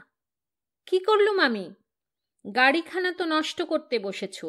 এই বর্ষায় পাহাড়ে রাস্তায় দুবেলা ডাক্তারকে নিয়ে ওঠানামা, কিছু ক্ষতি নেই তাতে, গাড়ি তো চলবার জন্যই থাকে। তা বটে, কিন্তু তারও তো সীমা আছে। সেখানে তোমার সংসার ক্ষণে ক্ষণে দরকার হচ্ছে, আর গাড়ি ছুটছে। কাল যেই ত্রিফলার দরকার হলো অমনি গাড়ি ছুটল। আমি ভেবে দেখলুম এ উচিত হয় না। তাছাড়া ডাক্তারেরও কত অসুবিধা হচ্ছে, কোথায় খায়, কোথায় থাকে, যাওয়া আসা। কিছুই অসুবিধা নেই, অত আপনাকে আর ভাবতে হবে না। না, তা ভাবতে হবে কেন? কিছুমাত্র ভাবতে হতো না যদি তুমি একটু চিন্তা শক্তি ব্যয় করতে। আচ্ছা, সে হবে একটা ব্যবস্থা। এখন আপনি দিন আমাকে কি কর্তব্য আছে। ওই রেখেছি টেবিলে। তুমি যে দ্রুতগতিতে কপি চালাচ্ছ, এখন তার সঙ্গে পাল্লা দিয়ে লিখতে হবে আমায়। তবে তোমার একটা সুবিধে, দেখে দেখে লিখে গেলেই হলো। আমাকে যে ভেবে ভেবে লিখতে হয়, কাজেই দোষ নেই।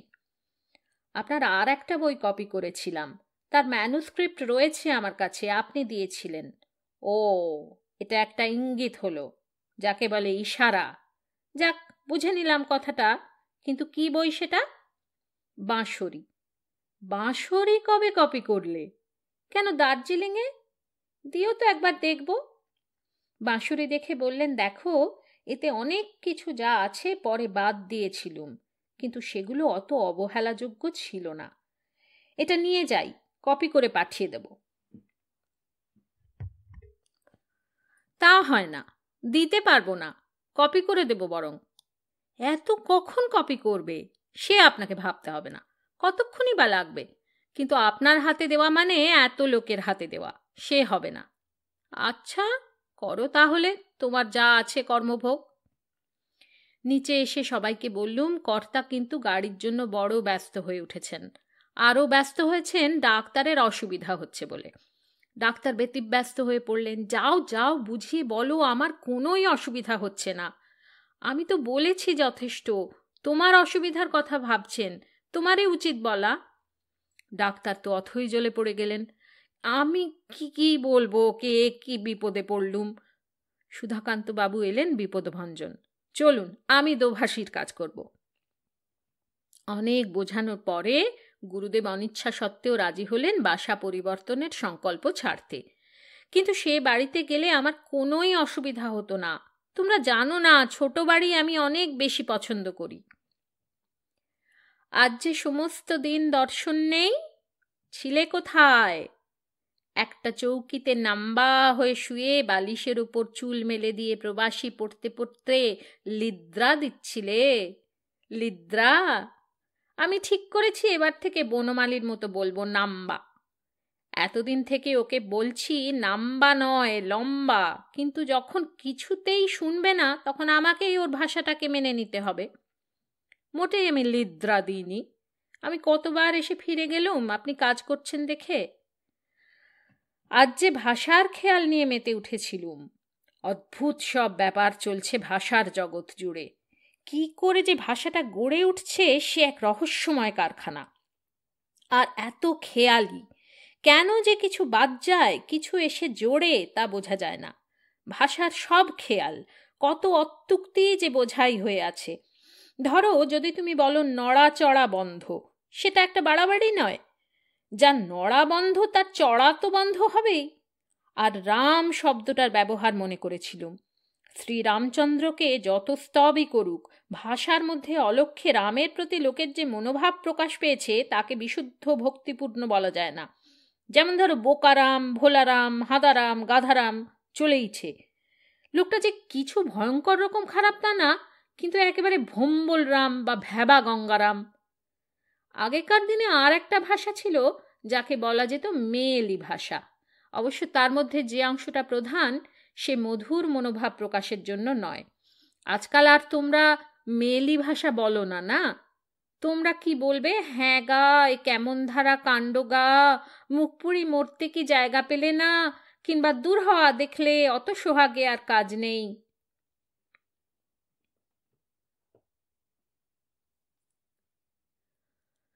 কপি করো সীমন্তিনী, একটু দ্রুত গতিতে কপি করো। এই কবিতাটা কখন লেখা হলো? এই তো লিখলুম। ওই যে বইটা দিয়েছে না, স্টেটসম্যানের সুন্দর ভারত, ওর মধ্যে দেখছিলুম রাজপুতানার ছবি। দেখেই মনে হলো হায় হায়, এই কি সেই রাজপুতানা?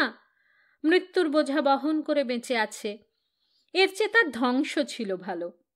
কোনো এক রকমেই জীবনের চাইতে মরণই মঙ্গল, মরণই সম্মানের। এ কি আত্মবিস্মরণ মোহ, বীর্যহীন ভিত্তি পরে কেন রচে শূন্য সমারোহ।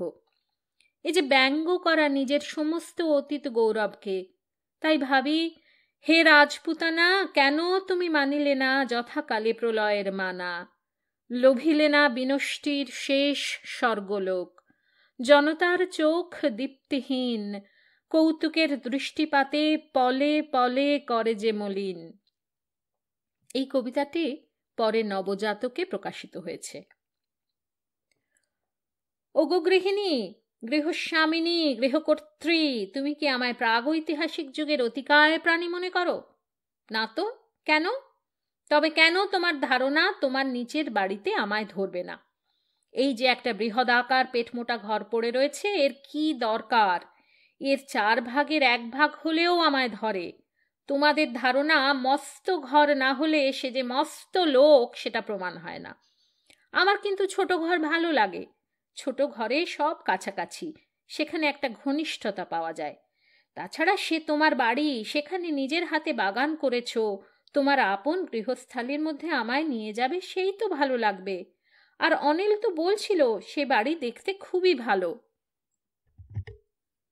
কিন্তু যদি আপনার অসুবিধে হয়? কিছু মাত্র অসুবিধে নেই। না হয় তোমরা একটু কাছাকাছিই থাকবে, সে তো আরো ভালোই হবে। মাঝে মাঝে তোমাদের বিলাপ ধ্বনি শোনা যাবে। সে কি, আমরা বিলাপ করব কি জন্য? ওই হলো বিলাপ, প্রলাপ বা মধুরালাপ। নির্জনে যা করবে সেটা না হয়। না না, কোনো ভয় নেই, জানোই তো আমার কানের অবস্থা। তাহলে যাবার বন্দোবস্ত করে ফেলি? নিশ্চয়, শুভস্য শীঘ্রম। কিন্তু যদি আপনার অসুবিধা হয়, আমি জানি নে, তোমাকে জানবার জন্য পীড়াপীড়িত করা হচ্ছে না। জিনিসপত্র পাঠানো শুরু হয়ে গেল। যাওয়া আসার এইটে বড়ই হাঙ্গামা, বাঁধা ছাঁদা পরিশ্রমের অন্ত নেই। আর এত অনাবশ্যক জিনিসপত্র জোগাড় করো তোমরা, জমাই করছো জমাই করছো। জীবনের অপ্রয়োজনীয় আয়োজন মানুষের কতটুকু দরকার? 1 মাস কি 1.5 মাসের জন্য আসা। বৌমা যা জিনিস এনেছেন অনায়াসে 1 বছর চলবে তাতে। জামা কাপড় যেগুলো কোনো কালে ব্যবহার করিনে, কোথাও যাওয়ার সময় সব চলল। যদি লাগে, যদি, সেই একটা মস্ত বড় যদি আছে কিনা। আবার আমাদের বনমালী বলেন, কোনটি রেখে কোনটি নিই, যেটি রেখে যাব বাবা মশাই সেইটিই চাইবেন। ওদের ধারণা এই সম্বন্ধে আমার আনজ্ঞানী রকমের জ্ঞান হয়, যেটি আনা হয়নি সেইটিই চেয়ে বসি। 6ই জুন আমরা নিচের বাড়িতে নামলুম। সেদিন সারাদিন খুব লিখলেন। একে একে সবাই নেমে গেলেন। জিনিসপত্র আগেই চলে গিয়েছিল। গাড়ি পরে এলো আমাদের নিয়ে যাবার জন্য। ওর ঘরে এসে দেখি তৈরি হয়ে বসে আছেন। আমি তো অনেকক্ষণ তৈরি। এখন টুপিটা দাও, কালো টুপিটা। অনিলবাবু টেবিলে খাতাপত্র অ্যাটাচি কেসে গুছিয়ে তুলতে লাগলেন। অদরকারি কাগজগুলো ছিঁড়ে ফেলতে লাগলেন। তার মধ্যে হঠাৎ দেখি ওর হাতের লেখা। এ কি করছেন? কি হবে টুকরো কাগজে? বাহ, ওর হাতের লেখা যে! গুরুদেব জিজ্ঞেস করলেন, কলহের বিষয়টা কি? আপনার হাতের লেখা কাগজের টুকরো ফেলে দিচ্ছেন। আমি রেখে দিতুম। ওরা অনেক পায় কিনা, তাই তোমাদের মতো কৃপণের সঞ্চয় করতে হয় না। সাপ্লাই বেশি হলে দাম কমবে, বাজারের নিয়মই এই। তুমি তো ইকোনমিক্স পড়নি, পড়েছ মুগ্ধবোধ, তাই একটু মুগ্ধই আছো। ঘন বনের ভিতর দিয়ে এঁকে মেঁকে সরু পাহাড়ি পথ দিয়ে গাড়ি নামতে লাগলো। তখন বেলা শেষ হয়ে এসেছে। ম্লান রোদ্দুর অসংখ্য আলো ছায়ার ছবি আঁকছে গাছের তলায় তলায়। সোজা সোজা দীর্ঘ গাছের শ্রেণী ঊর্ধ্বমুখে উঠেছে, আলোর প্রত্যাশী। গাড়ি যতবার বাঁকে হেলে পড়ছে, উনিও একটু হেসে বলছেন, I beg your pardon madam. এই অরণ্যের একটা ছবি আঁকতেই হবে, এর একটা বিশেষত্ব আছে। অনিলবাবু বললেন, গুরুদেব, আ ফরেস্ট অফ প্যারালেলোগ্রামস। ঘন ছায়াচ্ছন্ন পথ দিয়ে মেঘ কুয়াশার রাজ্য ছাড়িয়ে মংপুতে যখন নামলুম, তখন রোদ চারিদিকের ধোয়া সবুজের উপর ঝিলমিল করছে। শেষ বেলাকার রোদের সুন্দর শান্ত হাসি। ওর মুখ উজ্জ্বল হয়ে উঠল। অনেক দিন পরে বন্ধুর সঙ্গে দেখা হলো। আলো নইলে চলে না, আমার আলো চাই। লাইট, মোর লাইট। এ তো চমৎকার বাড়ি, তুমি কেন আপত্তি করছিলে? কি সুন্দর এই সামনের ঢালু পাহাড়টি! আকাশের কোল থেকে সবুজ বন্যা নেমে এসেছে। এই সামনের মাঠটিও তোমাদের ভালো। আমি মাটির কাছাকাছিই থাকতে চাই। চলৎশক্তি কমে আসছে, মাটির স্পর্শ চোখ দিয়েই তাই মিটিয়ে নিতে হয়। চলো তাহলে তোমার বাড়ির জিওগ্রাফিটা জেনে আসি। এই কাচের ঘরটি বুঝি আমার লেখবার? এ তো খুবই ভালো, একেবারে উত্তম বলা যেতে পারে। এ চৌকিতে সকালবেলা বসবো আর রোদ্দুর এসে পড়বে কাচের ভেতর দিয়ে। তোমার ওই বৃহদাকার বনস্পতির পাতার ফাঁক দিয়ে শতধারায় ঝরে পড়বে সকালবেলার আলো। ভোরের সেই রৌদ্রস্নানটি আমার কত সুন্দর হবে। কেন তুমি এখানে আসতে চাইছিলে না? বাহ, এ চানের ঘরও তোমার উপরের বাড়ির চাইতে ঢের ভালো। এই পাশের ঘরেই বুঝি তোমরা থাকবে? সে তো আরও সুবিধে। রাত্রে হঠাৎ মূর্ছা যাবার দরকার হলে ফস করে তোমায় খবর দিয়ে মূর্ছা যাব। আর আমার সাঙ্গপাঙ্গরা থাকবে কোথায়? ওদিকটায় বুঝি? ভালোই করেছো, ওদের একটু দূরে দিয়েছো। ওরা একটু সিগারেট খায়, হো হো করে, বেশি কাছাকাছি থাকতে ভালোবাসে না। আপনার খাবার কি বারান্দায় নিয়ে আসবো? কেন? এখানে তো সবই কাছাকাছি, যথাস্থানেই যাব। কি বনমালী, জায়গাটা লাগছে কেমন? আজ্ঞে, এটায় ও জায়গার থেকে অনেক সুবিধে রয়েছে, আর অত জোঁকও নেই। জোঁকের জ্বালায় সেখানে চলবার জো ছিল না, সেই জন্যই এলুম এখানে। তোমার যেখানে পছন্দ সেইখানেই আমার পছন্দ। বনমালী হাসছিল। ওর সঙ্গে একটু ঠাট্টা করি, ও সেটা পছন্দই করে। আবার ঠাট্টা না করতে পেলে আমার চলে না, সে চাকর নিয়ে প্রাণ হাঁপিয়ে ওঠে। খেতে বসে বললেন, বনমালী, খাওয়া চলছে কেমন? আজ্ঞে, তা ভালোই চলছে। দিদিমণি আবার আমায় দুধ খাওয়াচ্ছেন। দুধ খাওয়াচ্ছেন কেন? তার চেয়ে দুধ মাখালে পারতেন। খেয়ে তো রঙের বিশেষ উন্নতি হচ্ছে না। একদিন সন্ধেবেলা প্রবল ঝড় উঠেছে।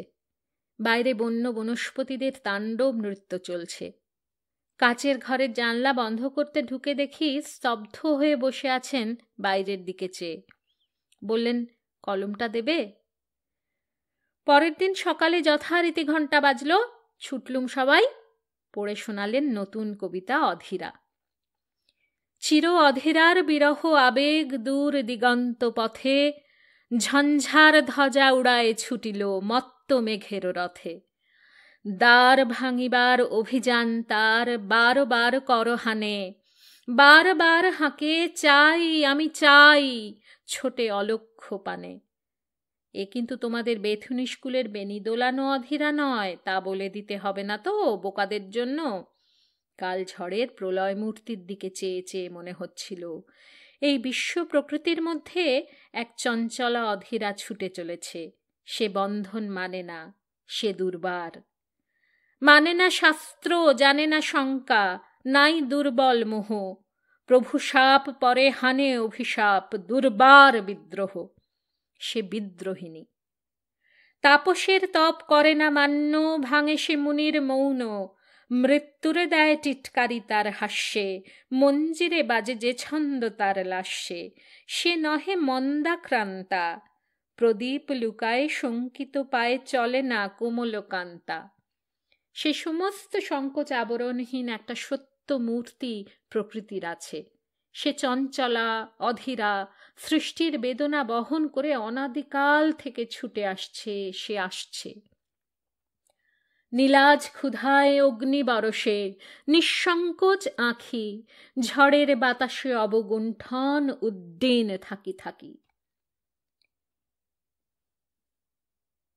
সেদিন হঠাৎ সাঁতারু প্রফুল্ল ঘোষ মশাই এসে উপস্থিত।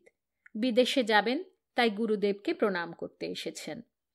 আমাকে ডেকে বললেন, ইনি একটু পরেই চলে যাবেন, এর খাওয়া দাওয়ার বন্দোবস্ত করে দাও। মিনিট 5 পরে বনমালী এলো। দিদিমণি, বাবা মশাই বলছেন যে বাবু এসেছেন তার খাওয়ার ব্যবস্থা করতে। তার অল্প একটু পরেই চিত্রিতা এলো সেই সংবাদ নিয়ে। আরে থাম, লুচি ভাজা হবে তবে তো, এখনো ঢের সময় আছে ট্রেনের। তা কি করব, ওদিক দিয়ে তো চলাফেরা বন্ধ হলো। উনি ভীষণ ব্যস্ত হয়ে উঠেছেন। যাকে দেখছেন বলছেন এর চায়ের ব্যবস্থা হলো। ওর ভয় হয়েছে অতিথির যথোপযুক্ত যত্ন হবে কিনা। কারও আসবার কথা হলে সে কোথায় থাকবে, কি ব্যবস্থা হবে, তা সর্বদা তার চিন্তার বিষয় ছিল। অতিথির সব রকম সুখ স্বাচ্ছন্দ্যের দিকে দৃষ্টি ছিল সজাগ। অন্য সকলের উপর ভার দিয়ে নিশ্চিন্ত হয়ে ভুলে থাকতে পারতেন না। সে সময় কয়েকদিন থেকে এখানে অমুক বাবুরা আসবার কথা হচ্ছিল, তাই নিয়ে কদিন তুমুল আলোচনা চলছে।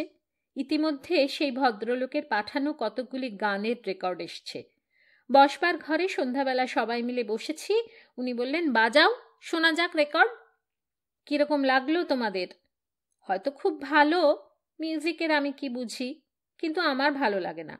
গানের অদ্ভুত কথাগুলো মনকে বাধা দিতে থাকে, আর অত ওস্তাদি তো আমার সহ্য করাই শক্ত হয়। মন যখন সুরের মধ্যে ডুবতে চায়, তখন এইসব আধুনিক কাব্যরীতির অদ্ভুত অদ্ভুত অর্থহীন শব্দ সমষ্টি যেন তাল ভঙ্গ করে। আপনার গানের এক লাইন এখান থেকে নিয়ে আর এক লাইন অন্যখান থেকে জুড়ে তো এসব গান কি দরকার? 3 খণ্ড গীতবিতান হাতের কাছেই তো রয়েছে, সে কি যথেষ্ট নয়? আমারও কতকটা তাই মত। আমারও ভালো লাগে না। গানের একটা কথা থাকা চাই বই কি, যত সিম্পলি হোক, তবু এমন একটা মেসেজ যা সুরে লীলাময় হয়ে প্রাণের মর্মে এসে লাগবে। মরিল মরি আমায় বাঁশিতে ডেকেছে। সেদিন গলা ভালোই ছিল, সম্পূর্ণটা গাইলেন। ভেবেছিলেম ঘরে রব, কোথাও যাব না, ওই যে বাহিরে বাজিল বাঁশি, বলো কি করি। শুনেছি কোন কুঞ্জবনে যমুনা তীরে, সাঝের বেলা বাজে বাঁশি ধীর সমীরে। এর পরেও এ গানটা ওর মুখে আরও বহুবার শুনেছি, কিন্তু সেদিনের সুরটাই স্পষ্ট করে মনে পড়ে। কালো একটা জোব্বা পরে বসবার ঘরের ছোট চৌকিতে বসেছিলেন। গান শুনতে শুনতে ওর দিকে চেয়ে আমাদের আশ্চর্য বোধ হচ্ছিল। পরম আশ্চর্য এ ঘটনা। উনি যে সেই রবীন্দ্রনাথ, জগতের সর্বশ্রেষ্ঠ কবি, কত সুদূরের, শিশুকাল থেকে উনি আমাদের স্বপ্নের মানুষ। তিনি যে একদিন আমাদের এই বিশ্রী রকম পরিচিত চৌকিতে বসে এই প্রত্যহের দেখা কার্পেটের উপরে পা রাখবেন, তা কে মনে করতে পেরেছিল? কতদিন কত গান শুনে, কত নিস্তব্ধ রাত্রে কবিতা পড়তে পড়তে কথা মনে করেছি। বলে আসি তোমার বাঁশি আমার প্রাণে বেজেছে গো, আমার প্রাণে বেজেছে। চিত্রিতা বললে, আর একটা গান করুন। ওগো কাঙাল আমারে কাঙাল করেছ, আরও কি তোমার চাই। ওগো ভিখারি আমার ভিখারি, চলেছ কি কাতর গান গাই। মম প্রাণ মন ধন যৌবন নব, করপুট তলে পড়ে আছে তব। ভিখারি আমার ভিখারি হায়, আরও যদি চাও মোরে কিছু দাও, ফিরে আমি দিব তাই। এর পরেও আরও একটা গান করেছিলেন। বললেন, এ গানের সুরটা খুব নতুন, এটা বিশেষ কেউ লক্ষ্য করেনি। সেই সব পুরনো গানই আমার মনে আছে, সহজ সুর। এসব গানের যে রস, সে এত সহজ বলেই। আজকাল তো আজ লিখলে কাল ভুলে যায় সুর, তাই খুকুদের বলি তখনই শিখে নিতে। পরের দিন যদি আমার কাছে আসে, তখন আমার সুর একেবারে অন্যরকম হয়ে গেছে।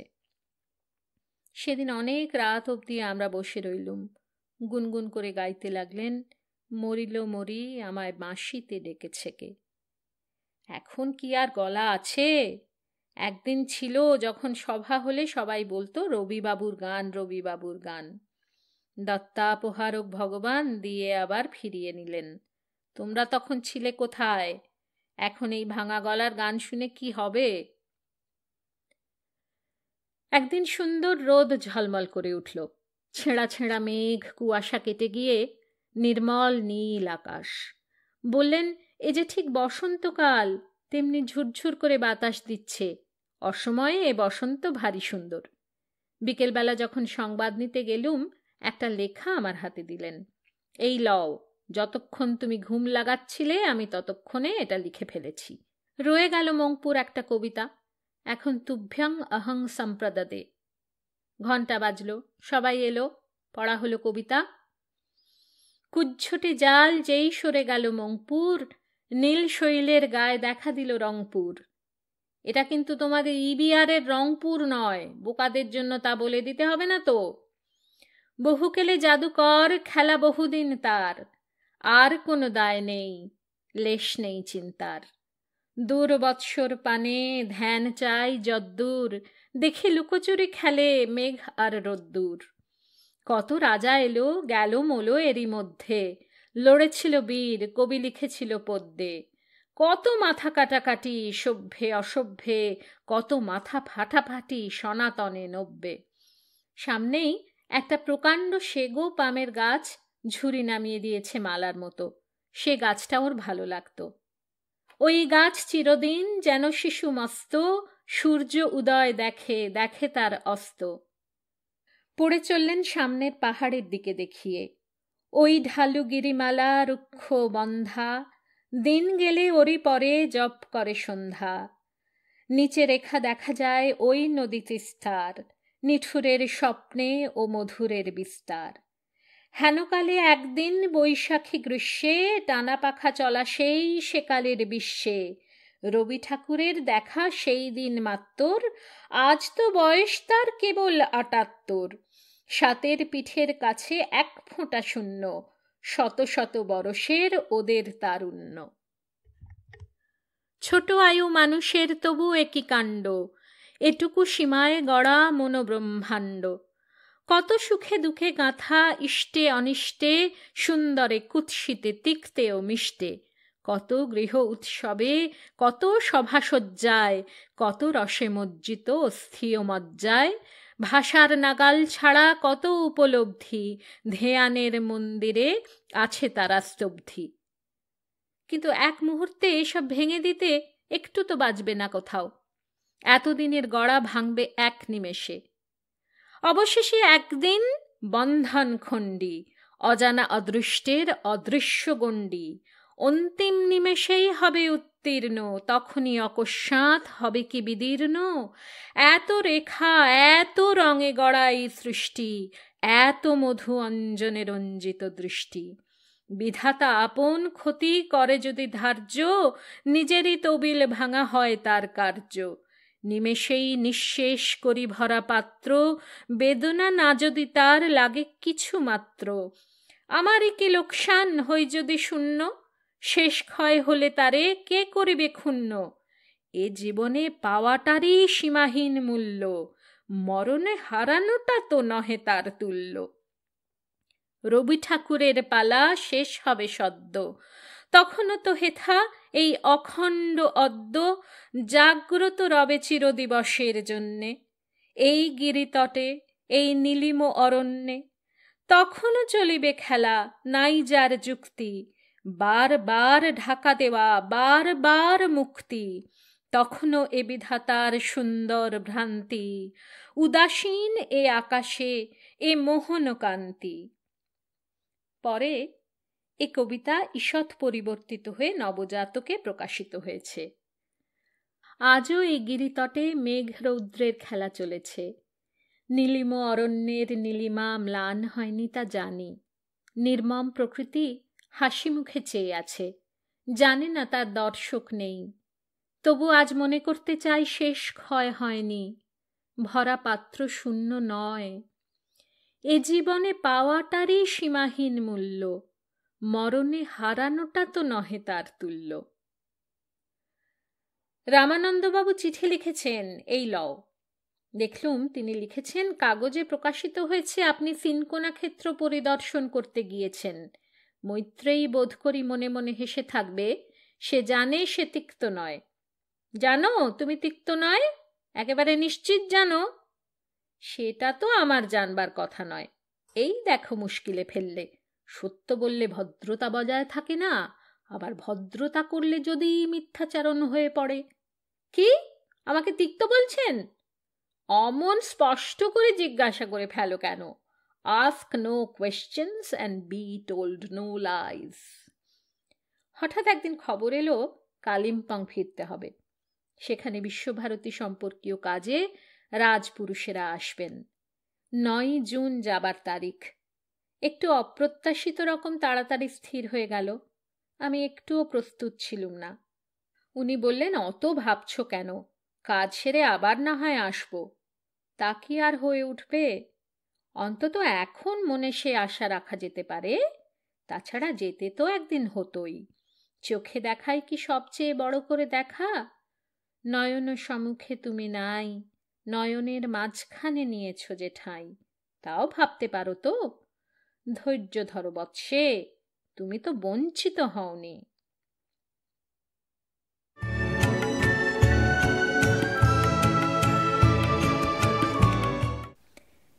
এইখানে মংপুতে রবীন্দ্রনাথের প্রথম পর্বটি শেষ হল।